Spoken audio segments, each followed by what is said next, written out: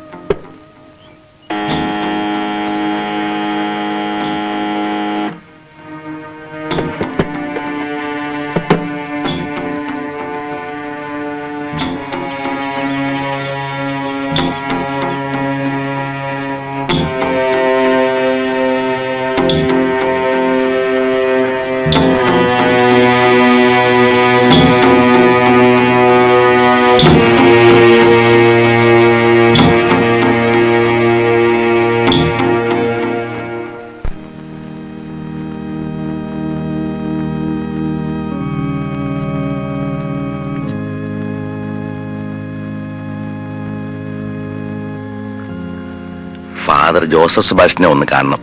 അച്ഛൻ സുഖമില്ലാതെ കിടക്കുകയാണല്ലോ, അനങ്ങരുതെന്ന് സംസാരിക്കരുതെന്നൊക്കെയാ ഡോക്ടർ പറഞ്ഞിരിക്കുന്നത്. അറിയാം, ഞാൻ 5-6 ദിവസമായിട്ട് വന്നുകൊണ്ടിരിക്കുക. എനിക്ക് അച്ഛനെ അത്യാവശ്യമായിട്ടൊന്ന് കണ്ടേ പറ്റൂ. അച്ഛൻ കത്തയച്ചിട്ടാണ് ഞാൻ വന്നത്. എന്റെ പേര് ചന്ദ്രശേഖര മേനോന്നാ. ശരി, ഞാനൊന്ന് പറഞ്ഞു നോക്കട്ടെ, അകത്തേക്കിരിക്കും. ആ,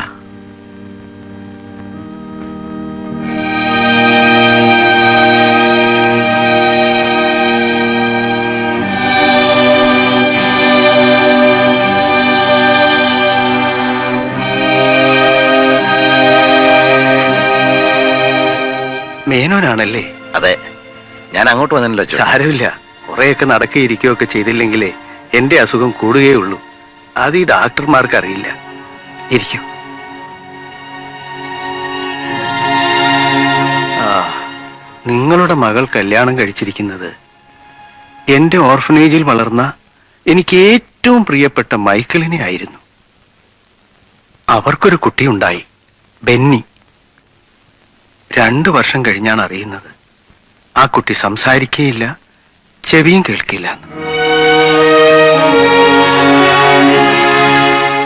മൈക്കിളിനെയും ആനിയും, ക്ഷമിക്കണം, നിങ്ങളുടെ മകളെ ഇവിടെ എല്ലാരും ആനി എന്നാ വിളിക്കുന്നേ. അറിയാം. അല്പകാലം മുമ്പ് ആ കുഞ്ഞിന്റെ ചികിത്സയ്ക്ക് കുറെ പണം ഉണ്ടാക്കാൻ ഒരു കോൺട്രാക്ട് പണി ഏറ്റെടുത്ത് മൈക്കിൾ ബീഹാറിലേക്ക് പോയി. ഞാനാണ് അവനെ പറഞ്ഞു വിട്ടത്. അവിടെ വെച്ച് അവൻ മരിച്ചു. പിന്നെ ആനിയുടെയും ബെന്നിയുടെയും നിലയാണ് കഷ്ടത്തിലായത്. അസുഖം പിടിച്ച കുഞ്ഞ്, ജോലിയൊന്നുമില്ലാത്ത ആനി, ഞാനാണെങ്കിൽ ഇങ്ങനെ അവശതയിൽ.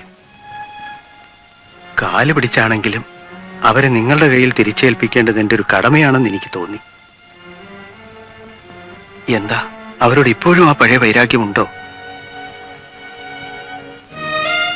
ഒരു വൈരാഗ്യവും ഇല്ല. എന്റെ മോളെ ഒന്ന് കണ്ടാ മതി. അവളൊരു വിധവയാണെന്നുള്ള വിവരം അറിഞ്ഞത് അച്ഛന്റെ കത്ത് കിട്ടിയ ശേഷം ഞാനൊന്ന് അന്വേഷിച്ചപ്പോഴാ. അപ്പൊ തന്നെ ഓടി വന്നു.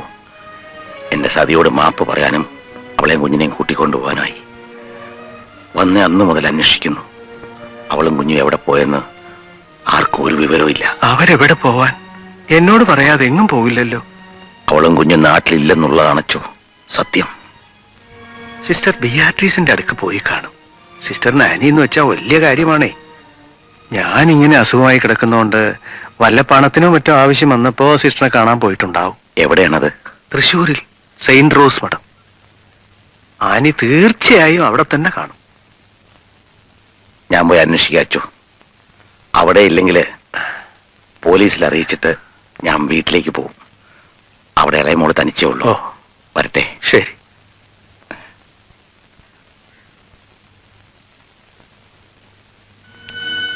അച്ചോ,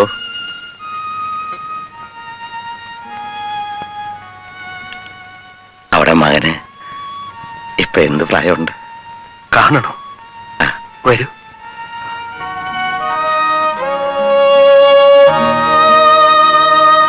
ഇതാണ് ബെന്നി. എന്റെ മൈക്കിളും ഈ പ്രായത്തിൽ ഇതുപോലെ തന്നെ ആയിരുന്നു.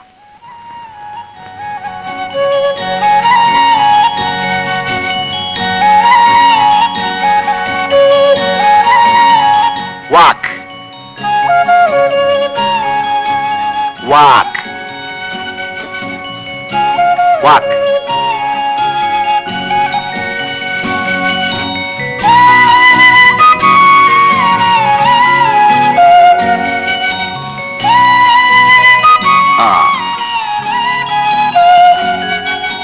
Run.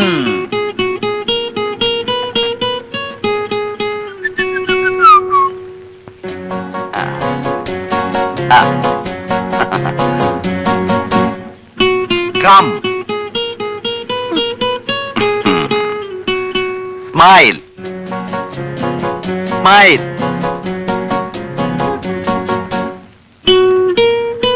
Kiss kiss.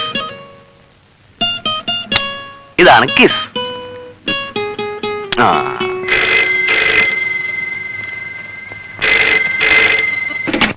Hello hello hello hello hello hello.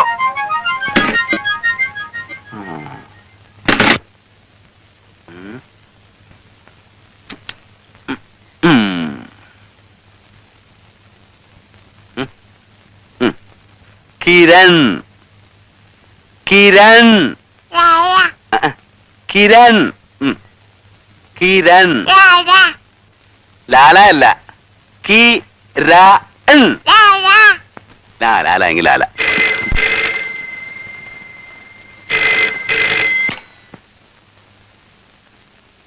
Hello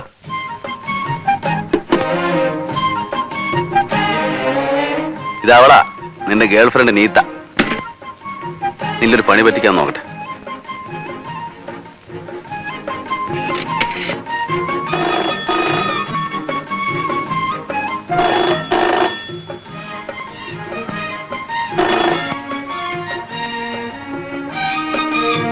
നിക്ക് പണി ഏറ്റോന്നറിയല്ലോ.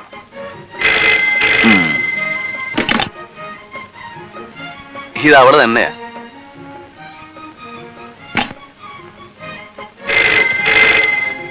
കൊള്ളാം. എന്നാ പിന്നെ ഒന്ന് അറിഞ്ഞിട്ട് തന്നെ കാര്യം.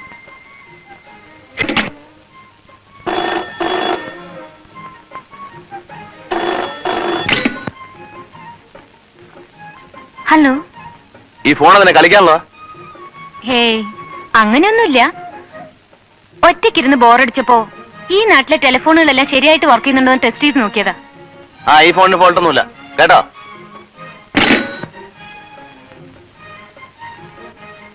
വല്ലാത്ത കമ്പമാണല്ലോ അവക്ക് നിന്നോട്.